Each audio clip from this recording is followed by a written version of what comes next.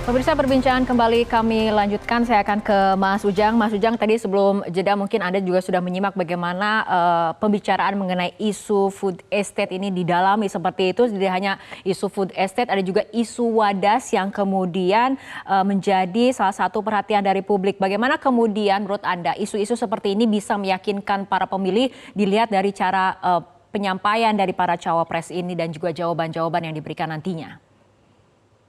Ya, masing-masing dari cawapres tentu punya titik lemah ya, atau masing-masing kubu punya titik lemah. Disitulah uniknya manusia, tidak ada yang sempurna, gitu. Masing-masing kubu ada titik lemah masing-masing. Oleh karena itu, ya itu sebenarnya debat itu ajang bagaimana menjelaskan kepada publik sesungguhnya apa yang terjadi dengan segala kelebihan dan kekurangan. Dan disitulah sebenarnya data dibutuhkan, kejujuran juga dibutuhkan agar rakyat betul-betul mengerti dan paham terkait dengan konsep-konsep yang tadi yang dianggap dipertanyakan oleh publik, dipertanyakan oleh masyarakat. Sebenarnya ada dua sisi yang bisa dilihat, bisa sisi positif, bisa juga sisi negatif. Kalau misalkan terkait dengan food estate, lalu terkait dengan persoalan yang lain-lain ya, yang menjadi titik lemah dari kandidat capres cawapres, itu kalau mereka bisa menjelaskannya secara ciamik ya, secara bagus ya, tentu akan menjadi titik balik juga. Kalau data-datanya bagus, Oke. penampilannya juga oke. Tetapi Hmm. kalau memang nanti datanya tidak mampu dijelaskan, lalu penjelasannya juga tidak baik, ini akan menjadi titik balik bahwa akan menjadi kekurangan tersendiri bagi Hmm. cawapres itu. Oleh karena Hmm. itu, bagaimanapun dalam konteks berdebat, tadi ya data-data harus dikuasai, penampilan juga harus bagus sehingga harus mampu meyakinkan publik. Publik ini kan banyak yang bisa dilihat, banyak yang bisa Hmm. dinilai dari Oke. penampilan kandidat cawapresnya itu. Oleh karena itu, ya tadi titik lemah itu jangan sampai semakin lemah, tetapi Oke. bagaimana menjadi ajang penjelasan, ajang klarifikasi dengan data-data yang mumpuni dari para Hmm. kandidat cawapres yang berdebat tanggal 21 nanti. Saya Oke. meyakini ya semua tadi akan tampil habis-habisan, akan totally mereka akan tampil yang terbaik. Oleh karena Hmm. itu segala kemampuan akan dicurahkan dan disitulah sebenarnya titik dari di mana cawapres berangkat untuk menjelaskan persoalan-persoalan yang banyak ditanyakan oleh publik. Dan itulah sebenarnya Oke, baik Mas momentum Ujang. bagaimana cawapres untuk bisa tampil bagus begitu, Mbak Fitri. Oke, baik, kita bergeser ke topik ataupun isu berikutnya mengenai isu wadas, di mana Ganjar dan Mahfud ini tidak segan menantang agar isu wadas dibahas dalam forum debat. Nah, kita ikuti bersama pernyataan dari Mahfud MD berikut ini terlebih dahulu. Jadi urusan wadas itu silakan kalau mau ditanya. Memangnya kenapa kalau ditanya bagus juga.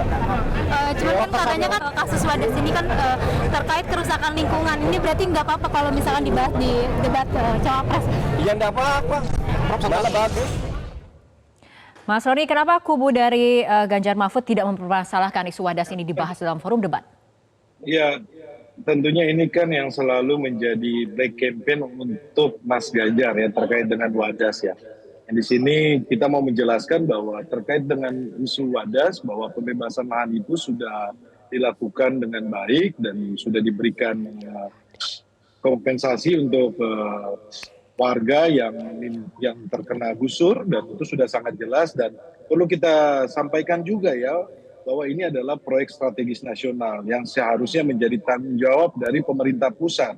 Tetapi Mas Ganjar dalam hal ini sebagai gubernur dia tidak lari dari persoalan tersebut, malah dia hadapi dan dia lakukan pendekatan dialog untuk menyelesaikan masalah.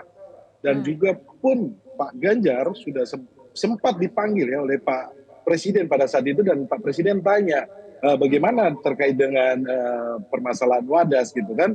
Beliau tanya bagaimana terkait ganti ruginya gitu dan Pak Ganjar menyampaikan bahwa ini sudah dilakukan dialog dan bagaimana dari pemerintah pusat untuk ganti ruginya dan itu yang disampaikan oleh Pak Ganjar kepada Pak Jokowi dan Pak Jokowi menyampaikan akan melanjutkan proyek tersebut dan ini adalah sebenarnya proyek strategis nasional. Tetapi di momen ini kita juga pun pengen apabila ditanyakan kita juga pun prinsipnya siap ya.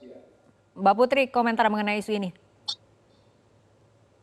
Ya tentu ini sebagai suatu momentum yang juga sangat baik seperti yang tadi Mas Roni juga sampaikan ya, bagaimana kita menjelaskan terkait dengan permasalahan yang sempat terjadi kemarin di Wadas soal ganti rugi lahan dan juga komunikasi kepada masyarakat yang merasa dirugikan. Jadi kerjasama antara pemerintah pusat dan pemerintah daerah di sini kan sebenarnya juga sangat penting untuk kita bisa menyelesaikan proyek strategis nasional, bukan hanya di Wadas tapi di seluruh daerah yang menjadi lokasi dari proyek strategis nasional ini. Jadi sebenarnya nanti pada saat debat debat cawapres yang akan datang, tentu saya rasa isu ini kalaupun diangkat memang akan menjadi sangat penting untuk kita bisa menjelaskan duduk perkara dan tentu meluruskan kesalahpahaman yang mungkin selama ini berkembang. Oke, Mas Roni ada tambahan ya? Ya, Apakah kemudian isu ini, ya, Anda yakin bahwa isu ini tidak akan menjadi blunder untuk Mahfud ataupun kubu Ganjar Mahfud? Ya, ini adalah proyek strategis nasional yang nilainya itu pun nilai yang besar ya. Manfaatnya juga pun ada itu untuk mencegah banjir dan suplai air. Dan perlu kita garis bawahi ini adalah proyek strategis nasional dari pemerintah pusat. Di sini Pak Ganjar juga membantu menyelesaikan ketika ada konflik dengan dialog gitu loh. Terkait dengan ganti ruginya Mas Ganjar juga ikut melakukan dialog. Jadi menurut kami itu bukan isu. Tetapi kalau seandainya mau ditanyakan, kita siap untuk menjawab ya. Tidak hanya soal terkait dengan Wadas juga kan, banyak isu juga yang nanti mungkin akan berkembang. Kita lihat soal reklamasi, soal banjir, ini kan terkait isu lingkungan ya. Dan saya rasa bahwa setiap calon presiden diberikan waktu, kesempatan untuk menjawab apa yang di dalam tanggung jawabnya dan juga pun terkait dengan visi misi dan bagaimana menjalankan pemerintahan ke depannya. Oke, Mas Ujang, ini kan nanti akan menjadi debat yang keempat. Jumlah pemilih bimbang juga sudah semakin kecil. Nah, seberapa besar menurut Anda dampak dari debat keempat nanti pada elektabilitas masing-masing paslon?